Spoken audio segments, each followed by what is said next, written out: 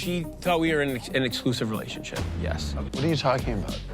I just feel like there's not a lot of clarity.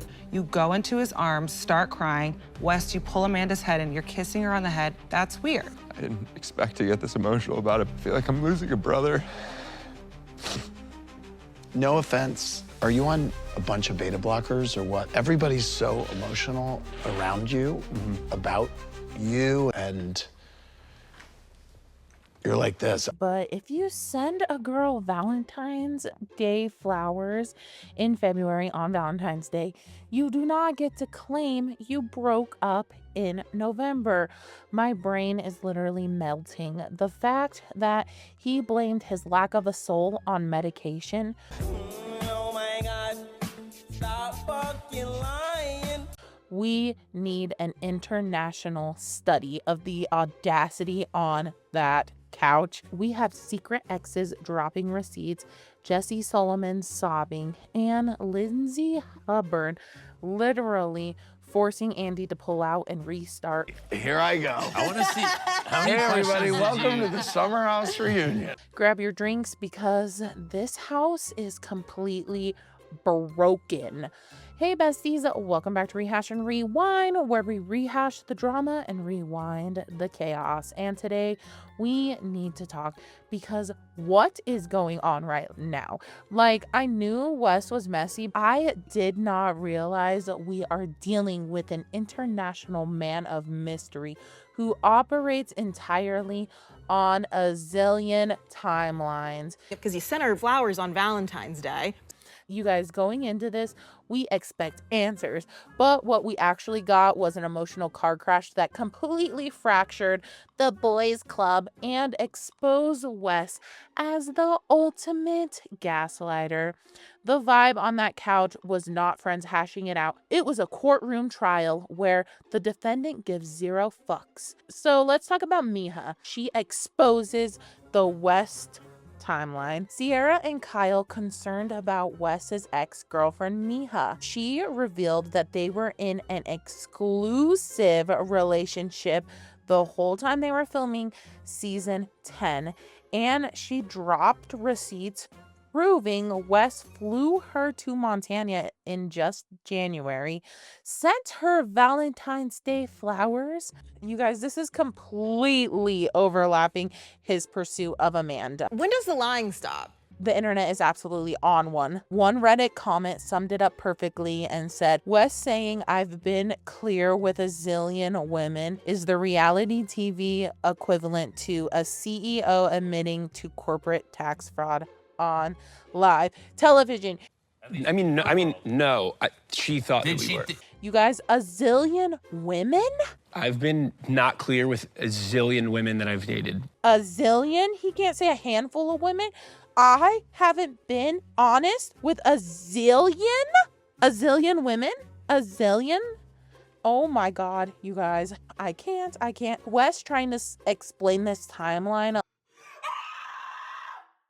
He was sliding all over the place, completely losing his footing and looking absolutely ridiculous. You flew this girl to Montana in January, West. That is not an unclear boundary territory. That is a fully funded vacation to go see a game with your parent. You can't even look at me because you know you're fucking lying right now. That's the absolute shamelessness it takes to send Valentine's Day flowers to one girl while whispering sweet nothings into Amanda's ear in the Hamptons and doing ear stuff with Sierra and making out with that other chick. Oh my God, who knows how many more women he had in his phone during this time. Not a lot, but I'm seeing other women. Correct. He literally thought he could coast by, but the math finally mathed, and you look like an absolute clown. Yeah, Dumb and Dumber. Oh, you guys. Did Wes zillion women excuse make anyone else's skin crawl? I need wine and a straitjacket. All right. Or was it just me? Drop a comment below if you lost all respect for him. You guys, we got to talk about Mr. Solomon's crying moment. So Jesse, Mr. Jess, in one of the most upsetting moments of the night, Jesse Solomon broke down in tears over the destruction of the group. He looked Wes dead in the eyes and told him that the sacredity of their friendship was broken. And also, I feel like I'm losing a brother. And you can somehow improve and prove us wrong and whatever, but it doesn't look good. And that he felt like he was losing a brother. Twitter was collectively weeping with him. Viral tweet read, "Seeing Jesse Solomon cry while Wes sat there staring blankly into space like an empty iPad screen broke my actual heart. When Jesse Solomon cries, the universe cries." Jesse is trying to talk to Wes, but Wes is just completely blank, uncomprehending emptiness. You can see the exact moment when Jesse realizes the brother he once loved is just a collection of bad decisions, bad energy. Jesse cares so deeply about the core of his friendship group, and watching him mourn the death of their dynamic while Wes is just blinked at him is devastating. It proved that the boys club just is no longer a boys club. Be honest, did you shed a tear for Jesse, or are you completely numb to the Hamptons drama at this point? Let me know. I mean, I know a lot of people were broken up about Jesse about this. After the reunion, Jesse released his own timeline, and I will be making a video about that. It gets crazier because we have to talk about the Beta Blocker defense. You're like this. I'm just curious what's going on. Absolutely no emotional response to Jesse's tears.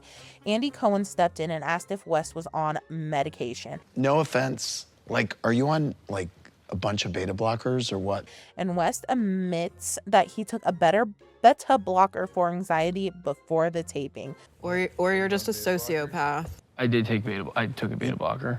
Social media went completely feral over this excuse.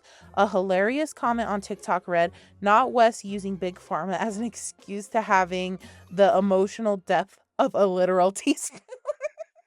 I'm screaming, you guys. Wes using a beta blocker. Oh my god, it's so embarrassing trying to say that word. Wes using a beta blocker to justify why he didn't care about his best friend crying. He looks like a toddler. Like, he looked freaking... It was just a lot, you guys. I just couldn't believe it. Beta blocker stops your heart from racing. Wes, it doesn't delete your soul. It doesn't delete your empathy chip. He's sitting there looking like a freaking Sims character that's fucking like frozen. You guys, the sheer audacity to use anxiety medication as a shield for being a bad friend and a shitty person is a new low for Bravo men. Andy Cohen asking him the question was the absolute ultimate producer chef kiss, because it exposed how clocked out West really was. No, do you think that beta blockers defense was a cheap cop-out, or do you give him grace for being so anxious? Go fight it out in the comments. And Lindsay Hubbard demands clarity. Frustrated by the lack of direct answers regarding when Wes and Amanda actually started sleeping together, Lindsay clocked in and told Andy she hasn't learned a single thing. I just feel like there's not a lot of clarity. Andy responds by just restarting the freaking reunion. It was pretty funny. Should we start over? I mean, kind of. Weighed all these options before making this decision, but you didn't. All these guys are a mess. But you guys, fans were cheering for Lindsay's refusal to let them skate by. A popular tweet read, "Lindsay Hubbard staying on the clock until the absolute last second to ensure the accountability is exactly why she earns the big bucks." You guys, Lindsay Hubbard setting boundaries and demanding a clear timeline looked like a seasoned defense attorney tearing apart a terrible alibi. It affects people's livelihoods, careers, for a fucking hookup, for a fling. Clarity, and you guys came to the table with, well, we have a lot to think about after today. She said, "Oh, we're not ending this episode." Absolutely not. And you guys, this was just so iconic. I love Lindsay. You guys, Lindsay knows exactly what audience wants, and she wasn't gonna let Wes and Amanda mumble their way out of this hot seat. We are getting a bonus episode. Yes, I'm so freaking excited for this bonus episode. We have to talk. Who was there? Were you Team Lindsay for demanding answers, or were you ready for this episode to be over? If this episode proved anything, it's that the vibe of this entire friend group is completely broken. The era of fun, messy, loving Hampton weekends are over. We are now dealing with deep structural fractures that a simple apology over a lover boy can't fix. The tea is already spilling. We know that Sierra and Mia actually met in person 3 weeks after the reunion was filmed. After the reunion, he texted me, "You win." Let's just say that the sisterhood is forming and Wes should be terrified. Plus, behind the scenes, Lindsay reportedly gave Amanda an incredibly savage, no-nonsense advice. Stupid. To be honest, you should feel stupid.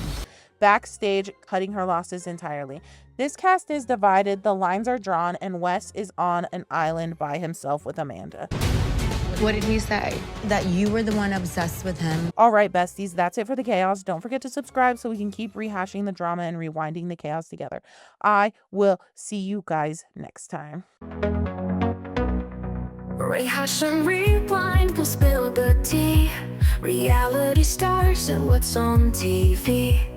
Gossip and scandal, it's quite a thrill. Sit back, relax, you know the drill.